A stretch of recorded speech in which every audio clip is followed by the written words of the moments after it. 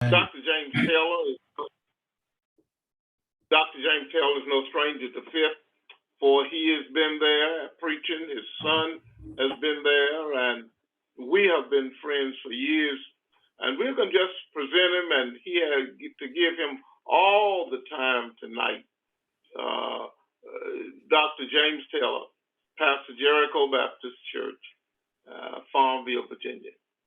Dr. Taylor, it's all yours. All right, good evening. Thank you, Dr. Brown, and welcome to the Fifth Baptist Church family tonight. And I am excited to come and share some information with you. I tell you, Ricardo really challenged me and pulled me out of retirement, and I hadn't done this subject in quite some times, but I hope and pray that we're able to meet the mandate that has been set before us. We are confined tonight to some specific areas with regard to where we're going to be talking about three things primarily. Addiction, we're going to discover, the whys and hows of addiction, opioids, one of the classes of drugs, and something relatively new among us is the vaping business. We will not get into, and it's hard not to, but I just want to mention, we're not getting into the other categories of drugs. We're going to confine our time this evening with these subjects that has been mandated by Dr. Brown and staff. So we won't get into hallucinogens, LSD, lysergic acid, diethylamine, and marijuana, tetrahydrocannabinol, and uppers, or the stimulants, or the downers, or depressants. But occasionally, as we talk about our subject, we will obviously mention some of them as well. So we're going to walk through systematically, I hope, these areas, and then we will have a question and answer period. Okay, first thing, let's discover, make sure that we are reminded maybe about what is a drug. What's a drug? And keep in mind, a drug is any substance, natural or artificial, that by its chemical nature, it does something. It alters the structure or functions of living organisms. If whatever is induced into the body, whether it's alcohol, whether it's patent medicines, which are medicines that you buy across the counter, need no prescription. They are called patent medicines, but some of them can alter the structure or functions of living organism. You can take the Tylenol and all of those drugs for headaches and what have you. And sometimes you get a little woozy, but they have the ability to some degree alter the nature and the structure of living organisms. And that's legally manufactured drugs. Anything you walk in any drugstore, CVS, Walgreens, does not matter. And we see all of the overbody medicine area, all kinds of drugs. Well, they are designed to do certain things, either take you up, take you down, make you sleepy. So it alters the living organisms within our bodies. So now I got to mention this because this is tied into everything that is induced into the body. Doesn't matter what it is, whether it's upper downer or arounder, it will alter, it has to deal with this system. This is the system, the central nervous system. That sounds so complicated, and in a sense it is, but by the same token, it's not. It consists of the brain and spinal cord, CNS, all right? And it is the processing station within the body. If anything is induced into the body, you can take a cold Dr. Pepper, Coke, whatever. The reason you feel the sting in your body is because of the central nervous system. It consists of the brain and spinal cord, and it's that processing station within the body. But what it does, it sends the signals If you got stuck with a needle, you say, ouch. The only reason you can say ouch, the only reason you know that something has happened, because the central nervous system has gotten it along, and it immediately allowed it to go throughout your body, wherever that area was. All right, you stump your toe and it hurt and it's bleeding. The central nervous system got you, it's telling you that. It's telling you that. So consequently, when it sends a signal, when functioning organisms have been impacted by inducement of drugs, doesn't matter what the drugs are, there's going to be a reaction, but the processing station will let one know based on the behavior or altered behavior of the individual at that particular time. Someone, take more than 2 or 3 drinks of alcohol, well, they more than a little bit woozy, and things begin to happen. It alters the behavior. We're getting into slurred speech. We're rocking from side to side and that kind of thing. But think about the CNS. I'm going to show you a picture of it in just a moment. And all of us got one. All of us got one. Doesn't matter what bus you got off, how many degrees you got. All right, you're only on the first rung of the ladder, does not matter. The central nervous system, the central nervous system. So consequently, let me go here. So I want to run into addiction first, and then I'm going to show you the central nervous system, because this all ties right in. So what is addiction? What is addiction? How do people get addicted? All of this kind of thing. Well, addiction is a neuropsychological disorder. Wow, that's pretty heavy. Yeah, a neuropsychological disorder characterized by persistent use of a drug despite substantial harm and adverse consequences.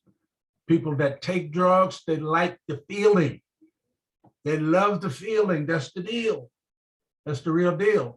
They know it's harmful, but it haven't killed them yet, so they keep moving.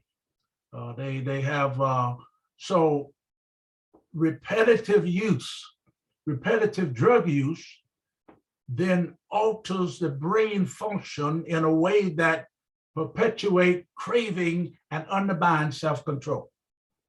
So they take it once, say, hey, take a hit, as it's called, whether it's an upper or a downer or a narcotic-based drug. You can get lightweight narcotic-based drugs.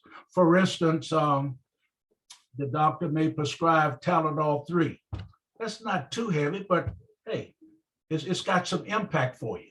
It's designed for a particular reason. But then sometimes people, people become addicted through the legal system. Their bodies, their bodies don't tolerate the drugs too well. So consequently, the addiction aspect of it is in a very short period of time, their body began to build up a tolerance, and the body began to crave for that.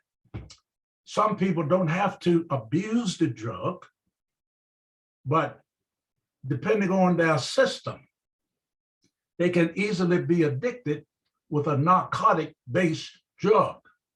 They didn't set out to do that, but consequently, it can happen. So it says there, repetitive use can often alter the brain function that perpetuate craving and undermine self-control. You don't want to take it, but well, I'm gonna take another hit. And the body builds up tolerance. And what actually happens there, when it says it alters the brain function, it means that the brain now is calling for the substance. Say, I want some more. I want some more. So how does the person get addicted? by inducing substances with addictive properties into the body, and your system begin to crave for more. When I say the body builds up a tolerance, the person now feels different than they than they were when they were normal. And consequently, as your body builds up tolerance, it will tell your mind, send a signal to you, and tell you very succinctly that you gave me something good, and I love it, and I want some more. That's what it's telling you. And if you don't give the body some more, when your body has built up that tolerance, you start getting sick. And you may give in to the sickness and go back and take some more, and all of a sudden you're feeling good. But before long, a person in the trenches of addiction get to the point that they have to have some just to feel normal. That's how it happens. It's easy to say, well, they're on drugs, they got a good job, and they ought to just quit. Well, I'm going to tell you something. In most instances, people can't quit. If they are really taking addictive drugs and taking them for a short period of time, they need some professional help. Undoubtedly, professional help.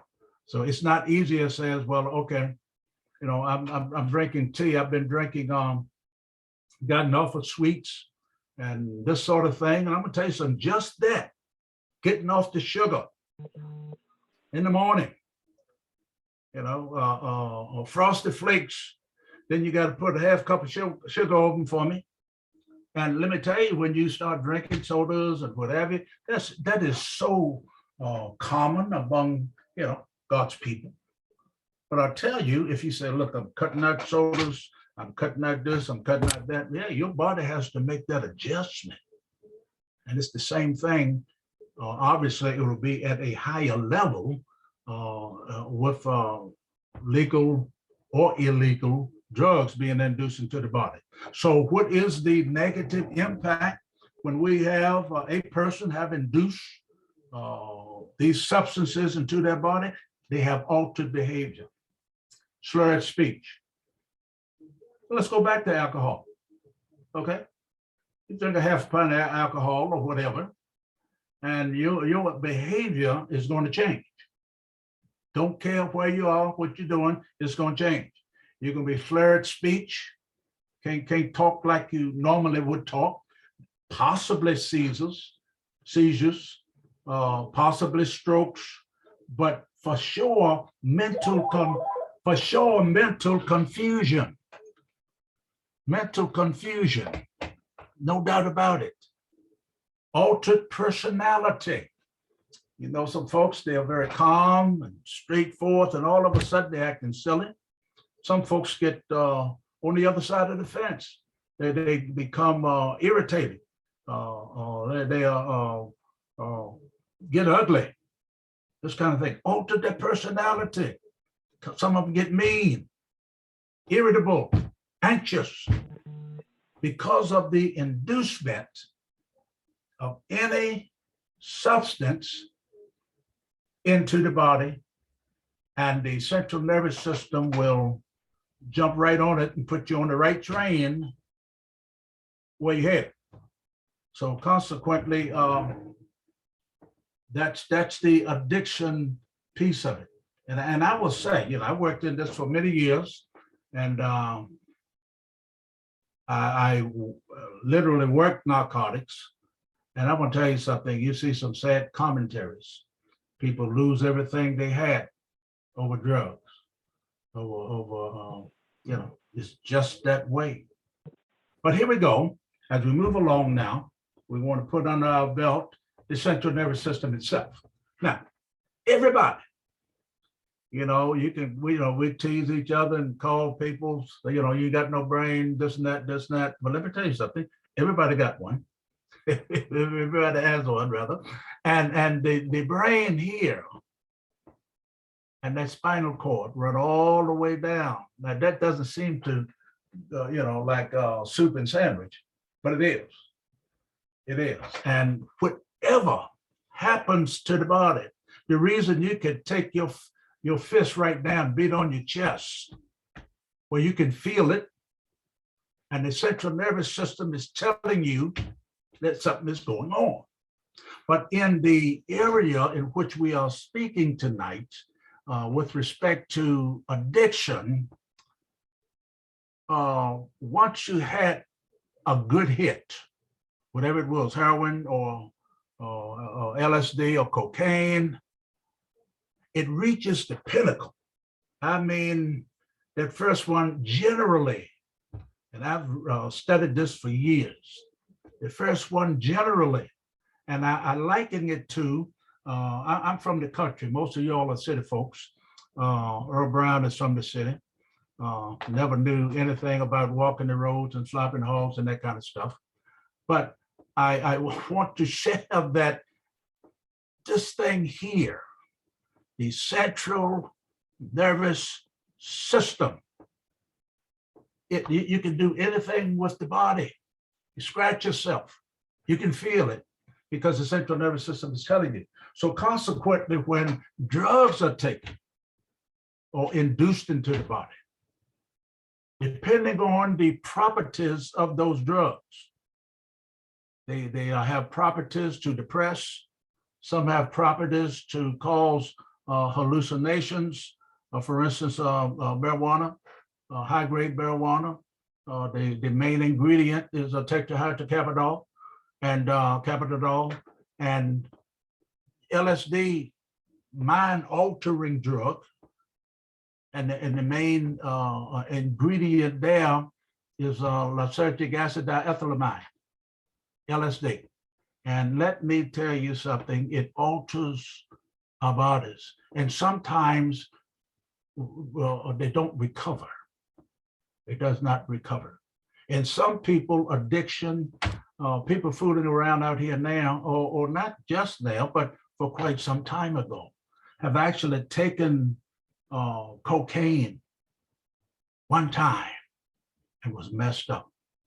I'll tell you, because you never know what you're getting. You know, the people on the street, they don't play fair. You know, they don't play fair. And you never know what's in the white powder or whatever color powder it is. And I've seen some sad cases. You know, so they didn't take drugs that long to get, you know, to get addicted. It doesn't take a long process. In most cases it does, but not necessarily so. So here we go. Now let's talk about some painkillers. These are pretty regular stuff. Relieve pain, dysentery, etc. Anything you need pain for. And what are the effects on the central nervous system?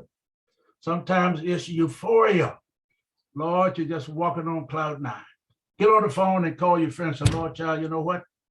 I took these pills the doctor gave me and they got me so high and woozy around my house, I'm scared to even go get the car. Well, if you notice, if you've taken prescribed medications for pain, it tells you very succinctly right there on the bottle, on the prescription bottle or this prescription label, do not drive, do not even operate, you know, lawnmowers, machinery or whatever, something along that particular line. But the effects on the central nervous system, then you're going to get drowsiness. Now, this is characteristic now of a downer, of an opioid-based drug. Everything you take is not opioid-based, but opioids is in the downer category. It's going to slow you down, slow the respiratory system down. You're going to be nauseated, and they go on and on from there. If you are just coming into the arena and doing drugs, then you're going to experience more nausea, more than likely, until your body builds up some tolerance to it. So we go there. We remember we're looking at downers and opioid base, medical use, analgesic, antidiarrheal, analgesic, antitussive rather. That's cough syrup.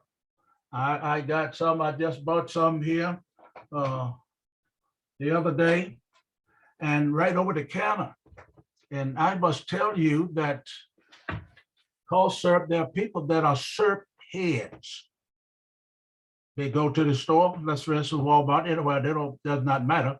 For a while that they, until they lowered the addictive formula of various cough syrups, then you had to ask for them, you had to sign for them. And now they put them back out because the degree of addicting medication that's in that particular cough syrup has been lowered by the Food and Drug Administration. But people are still syrup heads. That's where they get their high from. They can go in the store, they'll open the package from the bottom, slide the bottle out, look around in the corner and drink the whole bottle, slip it back up, put a piece of bubble gum on the bottom tap, the seal on the top's never been touched. Put it on the shelf. So if you're buying certain medicines, any kind of medicines, look at the bottom of it, and particularly the real popular ones. And this is very popular. The cough syrups, oh my goodness. And then addict maintenance, which means if there were, you also have drugs to counteract the addiction properties of the drugs. And one is, of course, methadone. Methadone clinics been in Richmond since you could imagine. And they have a hard time with the methadone because people steal it and sell it. And some folks, they don't take it as prescribed. It's not doing your body any good. So there were times that I remember people had to literally go to the clinic and stand in front of one of the social services people or health technicians and drink it. And I know the cases that they've held it in their mouth and walked out and put it in a container. Ugly, but real. So we see just a few of those kinds of, and then the drugs in this category, prescription drugs, you got opium, which is the basis for heroin, of course. Then you have morphine, severe pain. Doctors still prescribe it, nothing wrong with it. It's just abused when it gets in the wrong hands. I know of cases, sad cases. My one family, this young lady, and was doing good, probably the least likely kind of to succeed, in a sense. Went to college, got a 4-year degree, went on to get a master's, and got hooked on painkillers. Start writing prescriptions. If you notice now, on going to the doctor, I just was at the doctor last Thursday, but way before then, you used to go into the waiting room, get checked in, get your weight and the blood pressure and all of this stuff, set you in a room, said the doctor be in here in a few minutes, close the door. Well, on the back of that door was the prescription pads. And my George, they would take half of them, half the book from the backside, and they would write for us prescriptions all day. But now, of course, on narcotic drugs, they will not give you the prescription, or should not be giving you the prescription, but they will call it in to your pharmacy, and you will literally just go and pick it up. But you won't be the carrier, carrying the prescription. But morphine, codeine is in cough syrup. That's the real deal there. And you can get codeine pills as well. Heroin comes under this heading as well. You see mostly illegal heroin.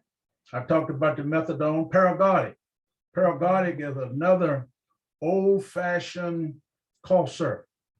When I was small, Mama would line you up, take the cough syrup, and back then I could tell it would almost take your head off. I mean, you'd be stumbling all over the place, and it was just my sister and I said, look, where Mama put that Paregoric, this kind of stuff, really. It's just unbelievable. Then you got your Demerols, sounds so nice and so innocent. You have another one called diluted, and the nickname on the street, or the street name, is BAM. That drug has been out since the 70s. Excuse me, prior to the 70s probably. And let me tell you, it is highly addictive, and it's also used for weight loss.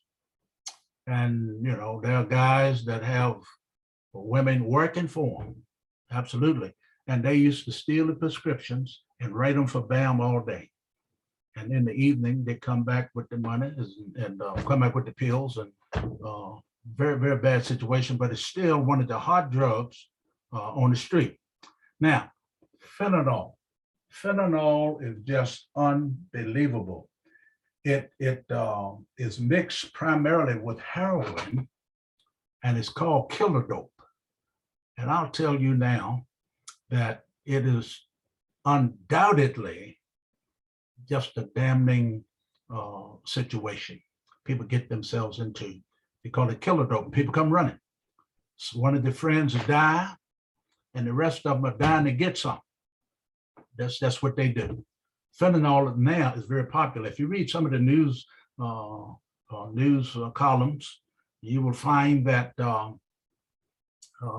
that they had an OD, which I'm going to talk a little bit about, or overdose, and we have them in the city, just in the Richmond metropolitan area, and it's just alarming. But another good painkiller is a Percodan. And then the real granddaddy of them all right now, in terms of painkillers, is Oxycontin and oxycodone. Well, they are essentially the same drug, but they're prescribed for different things, and they come from a different family, but they wear different outfits. If you look at oxycodone, that is long-acting release. Long-acting, it releases very slowly. Okay, it releases very slowly, and it's used for chronic pain. For instance, you had an operation where you were cut. They had to make an incision, and whether it's open heart or whatever, in a serious operation, you are in, really, really chronic pain. So the oxycontin, it releases slowly. They could give you one every 12 hours, okay? And you'll be just fine. The oxycodone is short acting, from the same family, walked out the same door. And it relieves pain. And it's a very challenging situation. Very challenging situation. So these pills on the street as well, they are very high demand. Well, some articles we read within the last year out in Southwest Virginia, probably one of the least places in the world that you would suspect drug activities. But some people have lost everything they had, including professionals. Almost kill themselves over these. Another thing is when these pills appear on the street, people do not take them as prescribed. I said they're bound to hit of oxycodone, either one, doesn't matter. And it has a time release,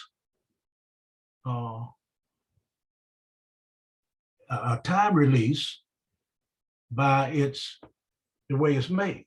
So it's designed to release. You drink it all down, and it activates the release system.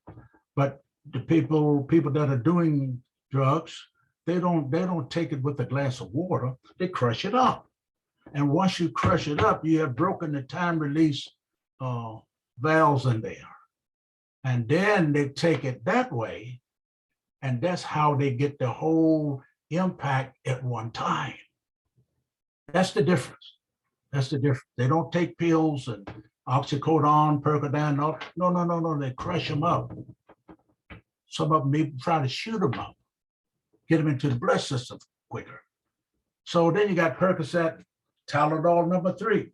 We take Tylenol here.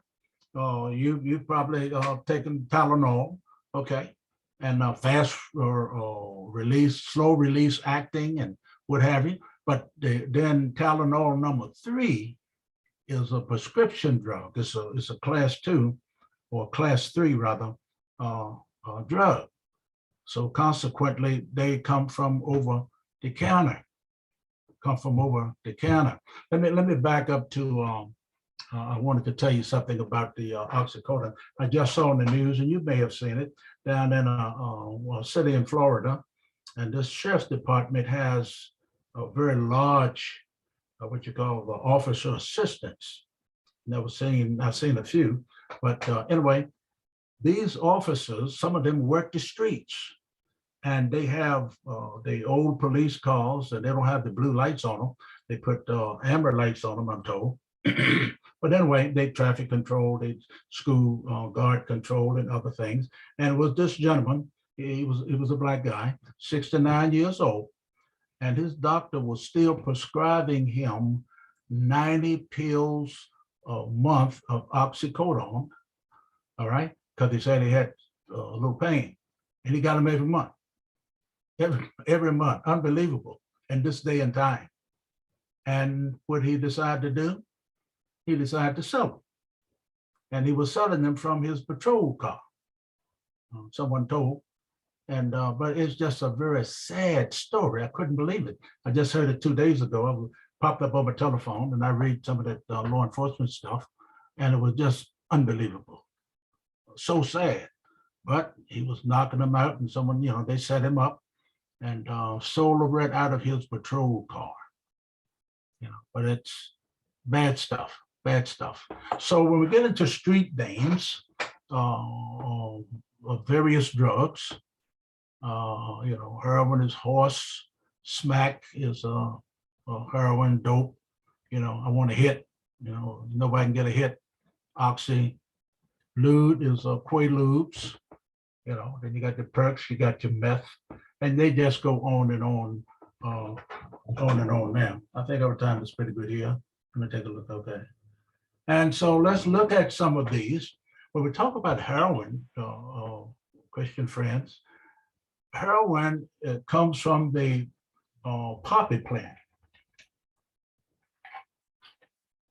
And over in Southeast Asia, I've seen poppy fields.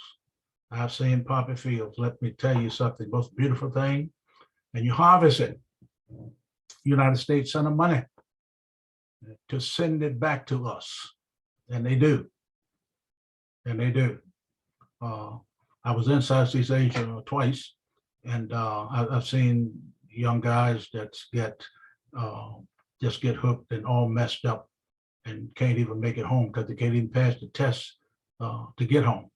And I'm just thankful to Almighty God that I was able to get out of there, didn't get involved with that kind of stuff. But you see here, we are looking at now just general drugs, brown heroin, cough syrup, codeine, syrup heads, various kinds of pills, another grade of heroin, and it comes on down the list. You could put up your own list. Just here we go. Here's Oxycontin and the different milligrams. You got 10 milligrams and 20, 40 milligrams to knock you down pretty good. And you get up here to 80 milligram and 160 milligram. Let me tell you. And if one would, these are still slow release. You take by water, juice, and when people crush them, they are headed to the morgue and they just don't know it. It will. The addiction is quick. Now here is a heroin set. Heroin is shot up in the arms, between the toes.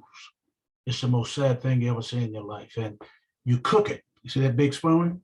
If you look at some of, and this used to be back in the day and still is, you look at some of the row houses or the houses where people, low rent places, and they don't have any spoons because the addicts have taken all the spoons. And what happens, they take this white powder, put some water in that spoon, and you cook it, literally cook it. And you take the needle, which will give you, what will poison your system as well, because you can't get to them. Some churches and other organizations give out free needles to the addicts. And they literally take that belt and tie it around the arm. And once the juice get in here, the needle, you take it out, and of course, shoot up. I've literally seen people when we were serving search warrants actually just shoot up. They were shooting up when we came in. And it's so sad. It's just absolutely sad. And their veins on their arms will dry up over a period of time. They have to find places to shoot because they wore the veins out in their arms. So they shoot between the back of the knee, those veins back there, shoot between the toes. There's a vein that runs right across, and they shoot up. That means that they have really been at this a long time, And this is not likely a doctor that's doing the administering the drug at that particular time. Okay, so just some more. You've seen all of these, but they can be abused. So we're saying they can be abused. Tylenol number 3, pretty good stuff. And some more here. Vicodin over this side. Then you got morphine. Morphine is pure straight painkiller. And fast acting here. I mentioned Paragard. Yeah, you'd have to go to one of those old drugstores now, probably. I'm just guessing. I haven't seen it. I had a reason to look for any of this, but that's the old Paragard.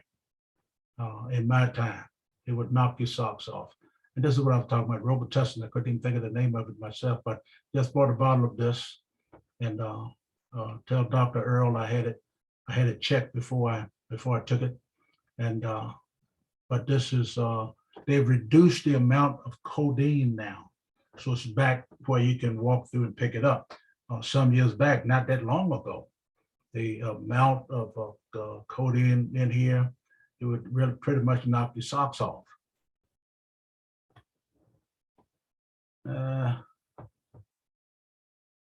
And now the opioid epidemic in the state of Virginia. What's happening in Richmond metropolitan area? Virginia Department of Health. For the past 6 years, opioid overdoses have been on a continued rise at alarming rates. We're talking about in our state, in the Richmond metropolitan area, in 2015, more than 7,736 annual overdose visits. That number has now risen to 11,000 as of 2020. 60 people died from overdoses in Richmond in 2019, but doubled to 155 in 20. And now we're over 200 to 300. That's not good. These numbers do not detail fentanyl overdoses. It's just absolutely alarming. In our schools, kids sell drugs. It's just sad. And people say, well, the police not doing anything. I think they are hard at work, but kind of where do you start almost sometimes? Due to growing number of deaths and hospitalization, Richmond City Council has declared last month drug overdose death as a public health crisis. That's in the city of Richmond. It's a public health crisis. That kids coming, when I say kids, they literally are, messing with stuff that they don't know the end results. It's not good. So the opioid crisis, declaring a public health crisis, what does that do? It shifts the stigma of substance abuse disorder from a moral failing to understanding that it is a complex disease. And that's been the big fight. That's why the money wouldn't come down. It's been a big fight. It's just a moral failing. If people can do better, but it's a complex disease. Once it happens, God knows it is. So this opens more opportunities for resources based on what they have done. Not more funding for resources, but from opioid distributors. Now, you go around to our city and then Chesterfield, every little corner shop that used to be a smoke shop is now becoming vapor and vaping and all of this kind of stuff, which I'm going to try to run through. I'm a little bit behind my schedule here, but these shops, the BCD, you see the big signs, we got legal marijuana. We got gumball marijuana. I mean, you can just get it. And the real big problems, I've been in touch with some police agencies, small police agencies, but by the same token, they kind of don't even know what to do. Because under the state law, you can now have 2 answers for the individual. Well, so now the smell of marijuana is not probable cause for a police officer to stop or to search. So, the society, parts of our society is just having a ball, but it's going to impact families, from the ground up. So the distributors, they buy all of these shops open now, the smoke shops, the vape shops. You look up, it's one I noticed the other day. I was going down, there's one jumped up, used to be a dentist office, and it's now a smoke shop right there on Forest Hill Avenue, and they have inviting signs, colorful music. So the health department launched the Metro Spike Alert to let people know about overdose issues and resources. And there's a new connection. I think y'all have which is called Narcan, which potentially reverse the effects of an overdose because people are ODing. I mean ODing, young and old, young and old. All right, last piece is vaping. I'm gonna try to get through this here. Vaping and e-cigarettes. All of us understand cigarettes and cigars, cigarettes and tiparillos way back. But a vape is an electronic cigarette designed made out of metal, and it heats up a liquid to create a vapor that you inhale. And allegedly, this vapor is less harmful to the body and this kind of thing. Not true. Some types of vaping devices include a pen, look like an ink pen, e-cigarettes, like this is the name brand Juul. That's the difference. Then you have all kinds of vapings, but by the same token, this one, like I say, is the main deal. It's the real deal. All right. It's like getting a prescription, and you'll have what's the 2 things? I can't even think of it. 2 different, same medication. All right, but one of them is the real thing, and others is a conglomerate, but properties of the real thing. But when we look at this and we see hookahs, you can see hookahs. Hookahs are really the first generation. The big old pipes with about four long rope-looking, psychedelic-looking cords coming from it, and it's a pipe. So 4 people sat at the table, and but they were vaping. They were actually inhaling a lot of marijuana.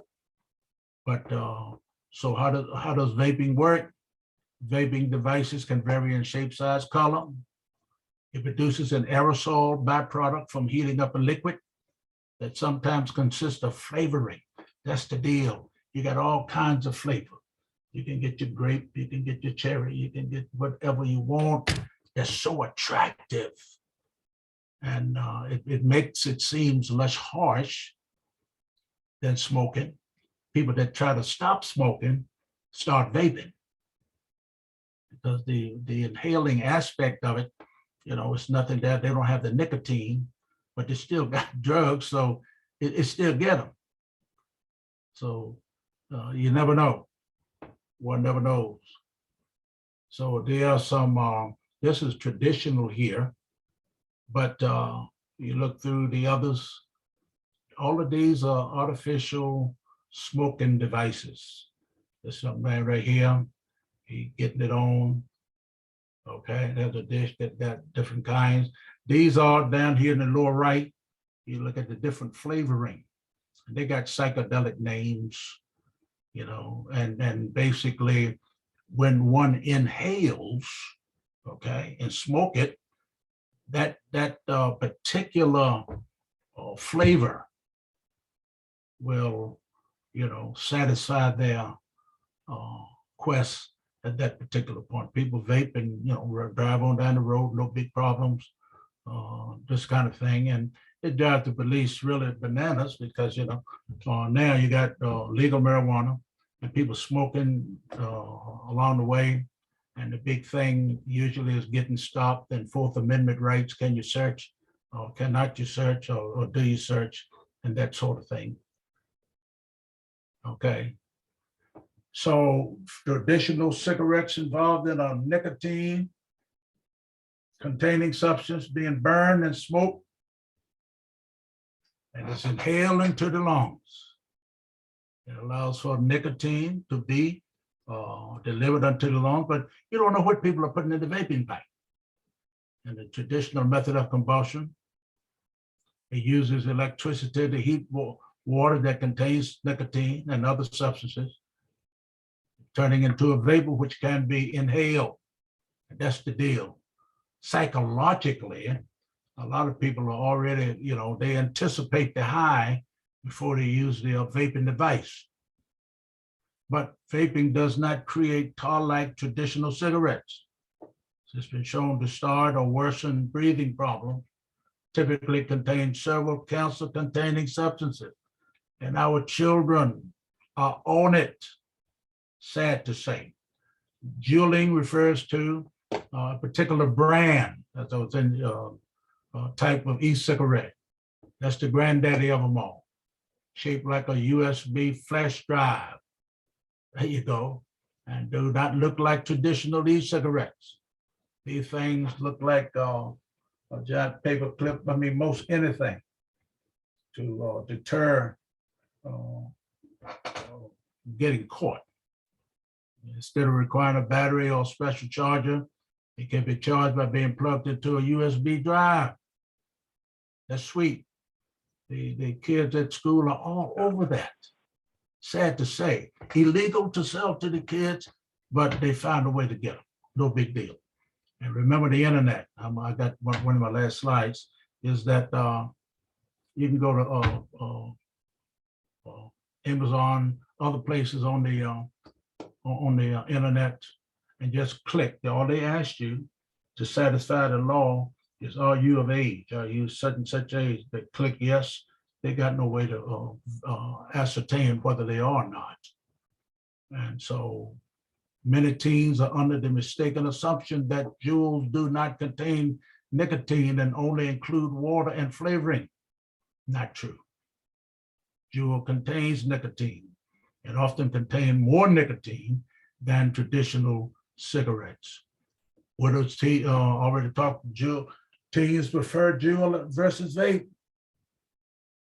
Popular with teens. This is some statistical data, not necessarily in our area, it could be higher. Over 20% of high schoolers use e-cigarettes, many of them being Juul. Easily concealed. You know, think about it, a thumb drive, which you need to do your homework or do your work on your platform, and it serves two purposes. You know, just switch from one to the other. There's some popularity of Juuls that peers or family use it. Some families use it and the children use it. The availability of flavoring. An incorrect belief that Juul is safer than using other nicotine-containing products. Not so. So it is easy to Juul in areas where tobacco products are not allowed. While the sale of Juul to minors is restricted, possible to purchase it online. Click in the box. And so many ways here. So, okay, so illegal to sell vaping devices to teens, but go to Google and you can get it by tomorrow. So this is our presentation tonight. I know I talked a little fast. I hope that we've imparted some information. Dr. Brown, whoever the leader is at this time, I want to turn it back over to you. Did you have a question and answer, Phil? Yes, sir, I'm here.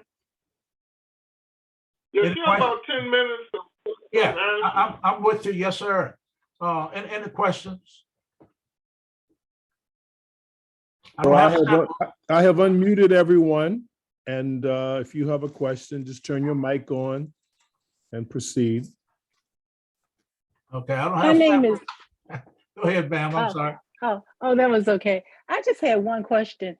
I've had several surgeries and I've had some heavy medications, some of them that you listed. Are there certain types of people or personalities or body chemistry that have addictions? Addicting properties. Yeah. Well, that's one that's been argued over the years. Oh, And okay. I don't know of any great definitive information with respect to if you've got this or that. That's really not true. There are some, they're still wrestling with that, but they can't tell you, or I can't tell you right now, say yes, because of this, this, and this. If you've had one, I will say, if you have to take a lot of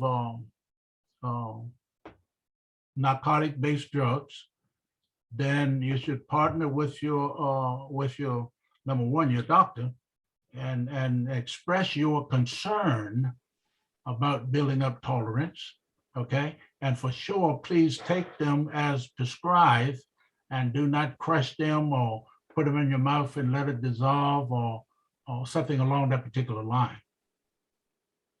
No, I've never had an issue with it with the Right. surgeries that I've had because I've just taken it for the time for the pain and Yes, that was ma'am. it. But I Okay, was well, just wondering how right. some people have the same kind of surgeries that I've had and become addicted, have an issue with it. And I didn't know whether it was something with your body chemistry or personality or what that makes some people become addictive on prescribed medications and others do not. Right. I really can't give any definitive reason. Sometimes I must tell you that people that say you're taking your drugs as prescribed and you think nothing of it. There are some people that take the drugs and begin to enjoy the feelings. And whether that, still that's very subjective. Still, we can't say, but then if a person suddenly desire or can't wait to take, to take it or taking it beforehand or moving a little ahead into that arena.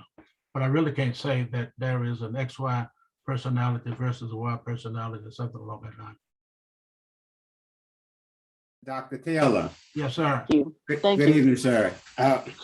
Short term, what is your opinion? Is this possible, or do you think the medical community will perhaps try to introduce a vaping type device in lieu of a liquid or pill form? What kind of device, I'm sorry? Use the vaping device will be your medication device, but instead of taking a pill or a liquid form of medication, your vaping device will be your, I guess, your instrument as far as inducing your medication. Well, that's really subjective, and I really can't say. I don't think, from just my opinion, and I haven't really thought about that much, to be frank with you, but I don't think they'll give way to anything like that. I really don't think so.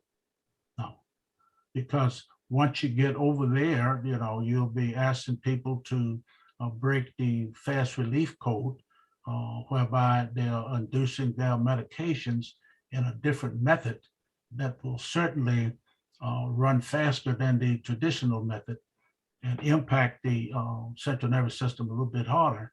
And they'll be easily drawn to, more likely drawn to addiction level, even though they're taking the medication. Thank you. You're quite welcome. Thank you. Dr. Taylor, Yes, ma'am. Ms. Hampton, we never were taught about vaping, but is it similar to huffing, being it is an inhalant. Is vaping also considered the same as huffing? Oh, no, absolutely not. Because Okay. look at the apparatus that is used Mhm. to cause the vaping. Vaping device is a mechanical device. It has to Okay. be operated. So consequently, once you put the substance in, it mixes with the water and what have you, the flavor, but no, ma'am. Yeah, it Okay. would definitely different. Mhm. So it's being put, it's still considered inhalant. Ma'am, It's still considered an inhalant. inhalant? Yes, Yes, ma'am, in that category. absolutely. Mhm. Thank you. Anyone else?